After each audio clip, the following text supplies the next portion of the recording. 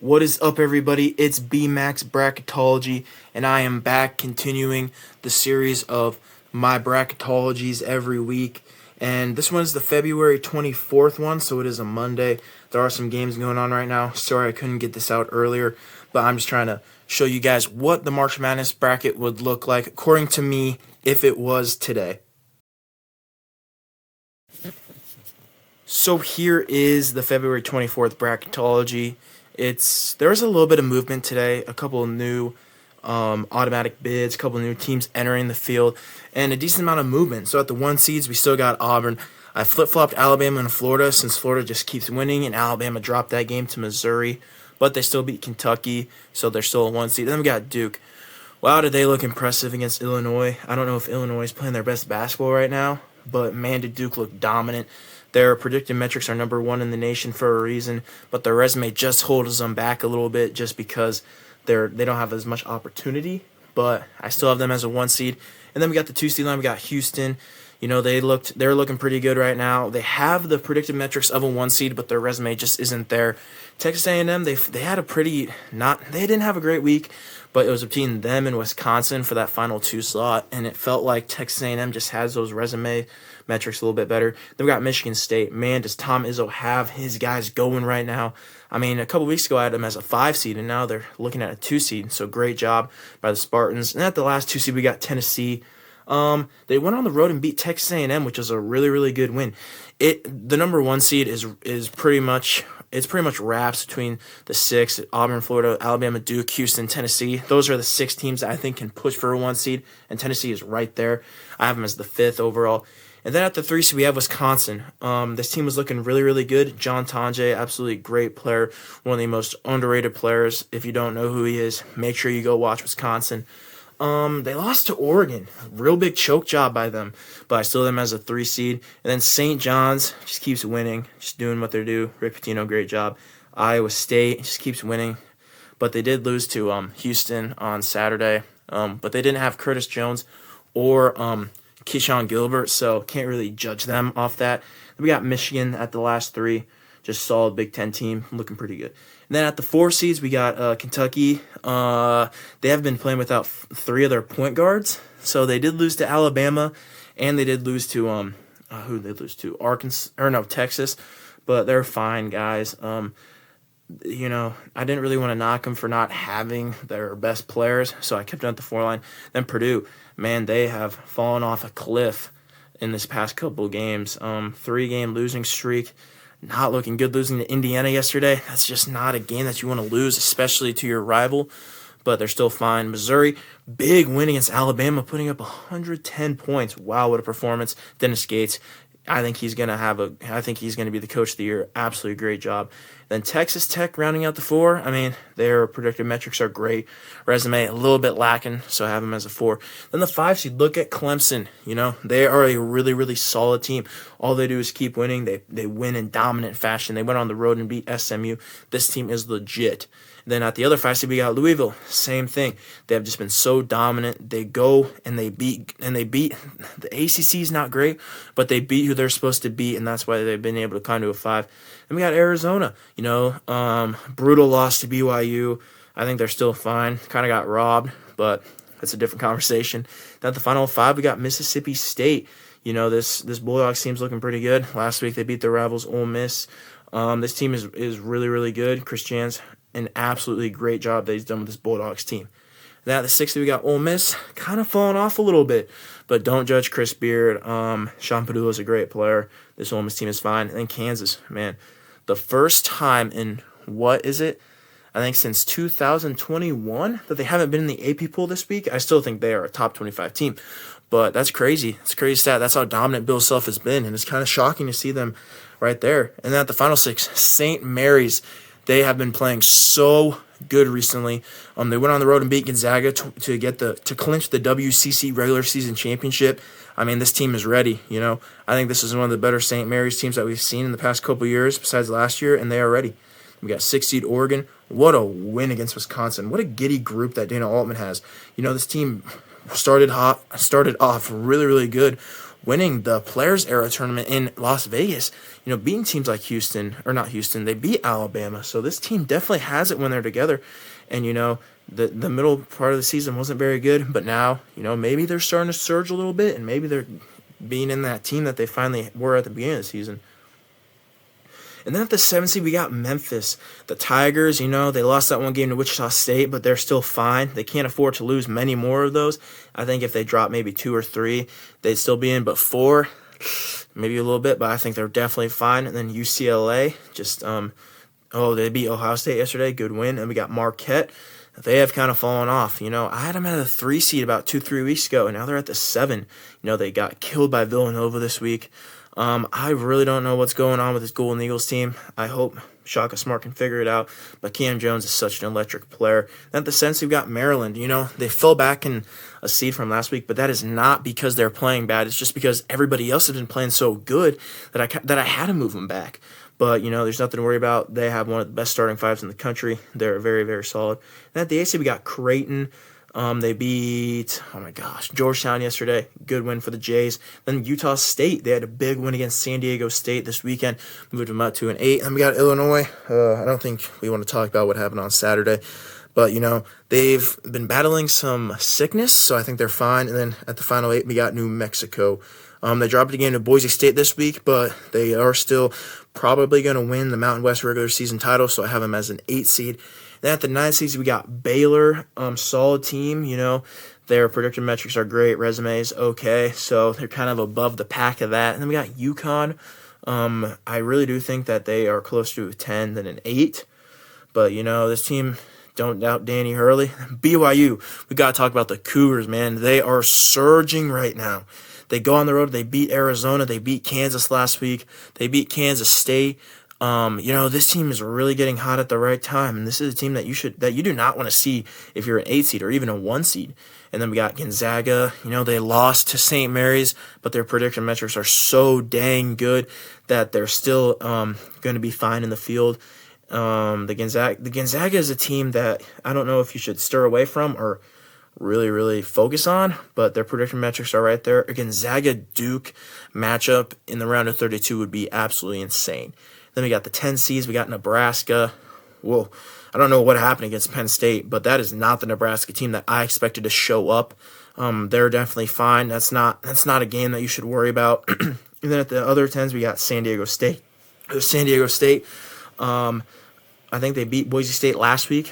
They keep surging, but they lost to Utah State. They're still fine. I got them at a 10.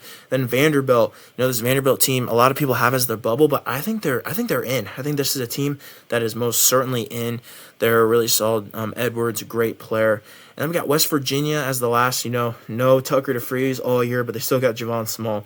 Still, they're really canning on those early season wins that they had earlier in the season, but their prediction metrics are okay, and I think they'll get in. And then we got the 11 seed. We got Drake, and then we got a new member of the field. We got VCU. The Rams looked really good against George Mason. They ended up winning that game by a ton. Their predicted metrics skyrocketed. Their resume metrics skyrocketed. I think they're an 11 seed right now. Then we got Drake. The big win against Northern Iowa on the road. Mascari got fouled with about 0.7 seconds left, but Drake, they came up clutch in overtime, and, Bennett Sturts got ice in his veins. You better watch out for this Drake Bulldogs team in the tournament, especially if they're playing a cold 6 seed. And then we got Wake Forest and Indiana as the last two, some of the last 4 ins. Actually, let's talk about Oklahoma first. The Sooners, they had a bad loss against LSU, but they're still fine. And then now let's talk about the last 4 in. We got Wake Forest and Indiana. Those 2 teams are ahead of Arkansas and Ohio State down there at the 12. Bad loss this weekend to SMU from Wake Forest, but the bubble is so weak this year that they will be fine. And then we got another new member of the field. We got Indiana. The Hoosiers are in. What a win against Purdue, and I slotted them in. Everyone counted out Mike Woodson, but he is still right there in the taking. And then we got Arkansas and Ohio State as the other. John Calipari, pretty solid. Not pretty solid. I expected them to do way better, but I think they're fine. Ohio State, this is a team that a lot of people have at like the 9 and 10 line, but this team has they're 15 and 13. I mean, they only have 3 games left of the Big Ten regular season, and They're only 2 games above 500. I mean, I think we kind of have to look into that a little bit, but I think they're still in. And then now let's get to the automatic qualifiers from the lesser conferences. So we got Yale, solid team. This is a team to watch out for. John Pulakidis, absolute dog. McNeese State, I'm not as high on McNeese State as everybody else, but the Southland Conference is getting better every single year, and they're a big reason why. Then UC San Diego, UC Irvine dropped a game this week, so it looks like they're going to win the Big West regular season. And, if they do not win the Big West Conference tournament, they are right behind Texas over there in the bubble teams I have as the 15th out, but I think they'll win that conference. So now let's get to the 13 seeds. We got High Point, and then we got Utah Valley. High Point out of the Big South, looking really good. UNC Asheville pushing them a little bit, but I think they'll win that regular season. Then Utah Valley out of the WAC, they're competing with Grand Canyon. I think Grand Canyon is the better team, but Utah Valley is in first place right now. Then we got Chattanooga out of the SoCon, solid team. They are the third team that I've had in the past 3 weeks.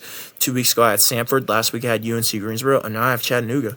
So this SoCon conference is crazy. The tournament's going to be amazing, so don't miss that one. Then we got Akron. They lost to Ohio on Saturday, I believe. Saturday. They lost that 13-game winning streak, but they're still fine. They're, I think, 4 games ahead of everybody else in that conference, so they're still fine. In the 14th seed, we got Jacksonville State.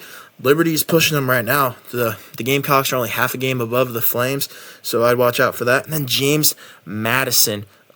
What a job from Preston Spaldron, I believe.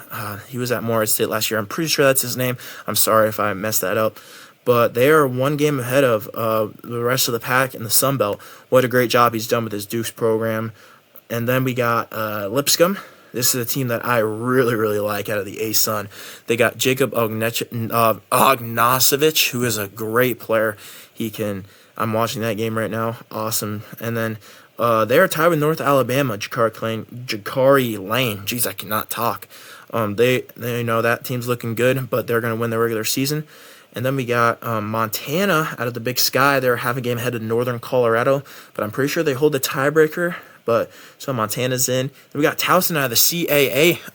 That's a good conference, guys. They got Charleston in there, UNC Wilmington. I think those 2 teams are better than Towson, but Towson is 3 games ahead of them, so you got to give them some credit for that. Then we got another new member. We got Robert Morris out of the Horizon League. Cleveland State's kind of fell off a little bit, so the Colonials kind of took their chance and got right in there. And then we got Norfolk State out of the MEAC. Solid team. A lot of people have them as a 16 seed, and I just don't see it. They are a solid team, and this conference is not as bad as you think it is. Then we got Central Connecticut out of the NEC. This might be the worst conference in college basketball. Not a lot of push from anybody else. This team is significantly the best team in that conference. So now let's wrap it up with the 16 seeds. We got Southern out of the SWAC. I think they're 3 games ahead of everybody else, so they're looking like they're going to win that regular season. And then we got Marist. They are out of the MAAC, the MAC. I like to call it the MAAC, and then the MEAC, the MEAC, MEAC, and then stuff like that. So Marist looking pretty good. This is also the conference this is the 3rd new team in the last 3 weeks. 2 weeks ago, I had Merrimack. Last week, I had Quinnipiac. Now this week, I have Marist. And then, so the last 4 regular bids, we got Southeast Missouri State out of the OVC. They kind of surged above Edwardsville. I had them in 2 weeks ago, but the Redhawks are looking pretty good. And then we got American out of the Patriot League. This is one of the worst leagues in college basketball.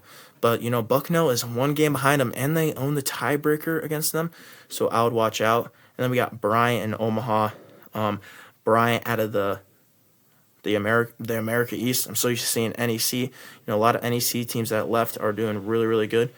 And, the Bulldogs are looking pretty solid. So then we got Omaha at the Summit. St. Thomas was the first place last week, but now Omaha pretty much clinched that regular season title. So good job from the Mavs. So now let's go over to the bubble teams. We got North Carolina. This team does not deserve to be in the tournament. They do not have good enough wins. But the bubble is so weak this year that they might be able to sneak in just because of their brand. And then we got SMU, same situation. They have no good wins. Please, NCAA, do not put them in the tournament. Then we got Georgia, just not a good team from the SEC, but Aslan Newell is an electrifying player that you might want to see. Then we got Texas. A lot of people have Texas in, but I just don't see it. They go on the road and get absolutely worked by the worst team in the SEC in South Carolina, and I think they have to be deducted for that, so I put them out. We got George Mason out of the A-10. They've shown that they can hang in the A-10. Pretty tough conference. But, they did lose to VCU this weekend, so it pushed them out of the field, but they're still fine. Then we got Boise State. How about the Broncos? Good win against, New Mexico. Tyson Degenhart is a good player. This is a team that you want to see. And then we got Xavier. They had the opportunities earlier in the year to win big games, but they just couldn't. They got Creighton down the stretch, but I think they'll be fine. And then we got Cincinnati to round it off. Not really near, but this team is solid, solid Big 12 team. Maybe if they go in the run of the Big 12 tournament, they can sneak in, but most likely not. So that's pretty much the February 24th Bracketology update. I know I talked a little bit longer this week. I'm sorry. I kind of wanted to break down every team. I will be posting next week, and this is the full last week without any conference tournament, guys. The ASUN tips off on Sunday, so March Madness is almost near, and I have nothing else for you guys today. BMax Bracketology out. God bless everyone.